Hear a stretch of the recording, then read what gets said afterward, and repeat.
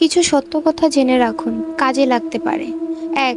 মাগরিবের আজানের সময় পুকুর পাড়, বাঁশঝাড়, তালগাছ, সুপারি গাছ, বাসার ছাদ অথবা অন্ধকারের রুমে থাকবেন না। অস্বাভাবিক কিছু দেখে ফেলতে পারেন। ২.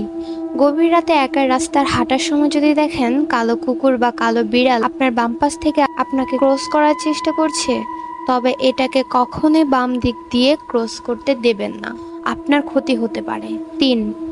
চার রাস্তার মোড়ে গভীর রাতে একা দাঁড়াবেন না। আপনি ভুল পথে যেতে পারেন, অর্থাৎ আপনাকে ভুল পথে নিয়ে যাওয়া হতে পারে। ৪. যদি দেখেন বাঁশঝাড়ের কোনো একটি বাঁশ কোনো কারণ ছাড়াই নিচু হয়ে আছে, তবে ওই বাঁশের ওপর দিয়ে যাওয়ার চেষ্টাও করবেন না, আপনার ক্ষতি হতে পারে। ৫. আপনি রাতের বেলা কোনো লোকের পেছনে যদি অনেকগুলো কুকুর লাইন বেঁধে যেতে দেখেন, তবে ভুলেও ওই পথে যাবেন না, কারণ লোকের পেছনে কুকুর ঘোরার ব্যাপারটা অনেক খারাপ কিছু নির্দেশ করে। ৬.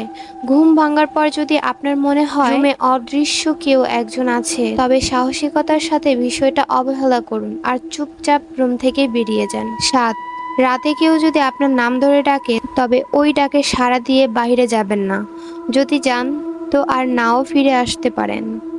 ৮. রাতে পথ চলার সময় যদি অনুভব করেন আপনার পিছে পিছে কেউ আসছে বা হাঁটছে, কিন্তু আপনি তা দেখতে পারছেন না, অনুভব করতে পারছেন, তাহলে সাহস করে পাশাপাশি কোনো কবরস্থানে ঢুকে পড়ুন। কবরস্থান খুবই পবিত্র স্থান হয়। ৯.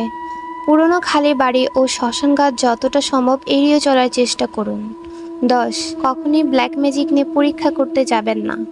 আপনি কি করছেন তা বোঝার আগেই আপনার অপূরণীয় ক্ষতি হয়ে যেতে পারে। ১১.